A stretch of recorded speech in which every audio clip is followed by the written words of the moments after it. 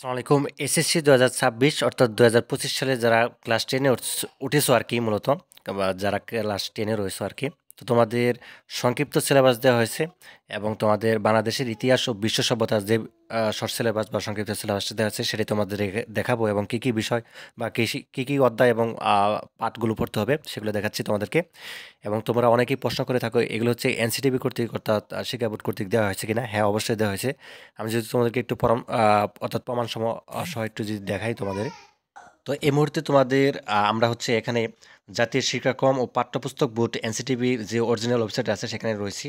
এবং আমরা যদি একটু নিচের দিকে যাই সেখানে দেখতে পাচ্ছ ২০২৬ সালে এসএসসি সমান পরীক্ষার জন্য পুনর্মুদ্রিত পাঠ্যসূচি এখানে লেখা আছে এবং ডান পাশে ডাউনলোড কিন্তু দেওয়া আছে, ঠিক আছে?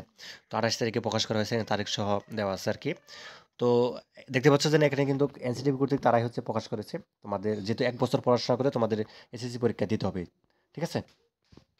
আচ্ছা, এখানে তোমাদের বাংলাদেশের ইতিহাস ও বিশ্ব সভ্যতা বিষয়কোড ১৫৩। এখানে কি, কি বিষয় পড়তে হবে বা কি, কি অধ্যায়? আমি যদি তোমাদেরকে একটু দেখাই, এখানে দেখতে পাচ্ছ যে শুরুতে তোমাদের ২য় অধ্যায়টা পড়তে হবে। বিশ্ব সভ্যতা এখানে পড়তে হবে এবং বিষয়বস্তু পাঠ বা পাঠের শিরোনাম দেওয়া আছে। আচ্ছা, মেসোপটেমীয় সভ্যতা এবং সিন্ধু সভ্যতা এবং মিশরীয় সভ্যতা এবং চৈনিক সভ্যতা, গ্রিক সভ্যতা, রোমান সভ্যতা, ঠিক আছে? মায়া সভ্যতা, ইনকা সভ্যতা, আজটিক সভ্যতা, ঠিক আছে? এবং মৌর্য গুপ্ত যুগের। আচ্ছা, তারপরে ৪র্থ নম্বর অধ্যায়টা পড়তে হবে প্রাচীন বাংলার রাজনৈতিক ইতিহাস ৩২৬ খ্রিস্টাব্দ থেকে ১২০৪ খ্রিস্টাব্দ, ঠিক আছে?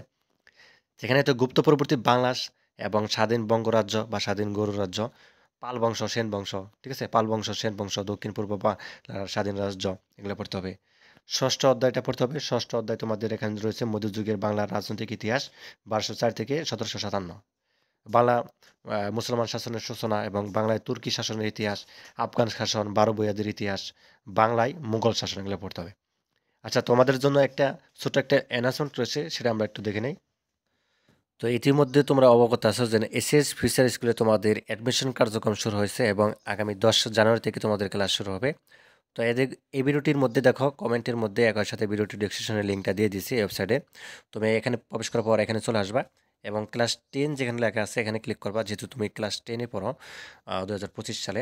এখানে উপরে দেওয়া হয়েছে একাডেমিক প্রোগ্রাম ২০২৫ এবং দেশ সেরা টিচারের মাধ্যমে তোমাদের হচ্ছে কিন্তু এখানে তোমাদের পড়ানো হবে এবং একই সাথে হচ্ছে তোমাদের বিভিন্ন বিষয়ে কিন্তু সব কিছু যে সাজেশন বলো বা হচ্ছে কুইজ বলো সব কিছু কিন্তু দেওয়া হবে। আচ্ছা, ক্লাস 10-এর সকল শিক্ষকের তালিকা দেখতে পাচ্ছ।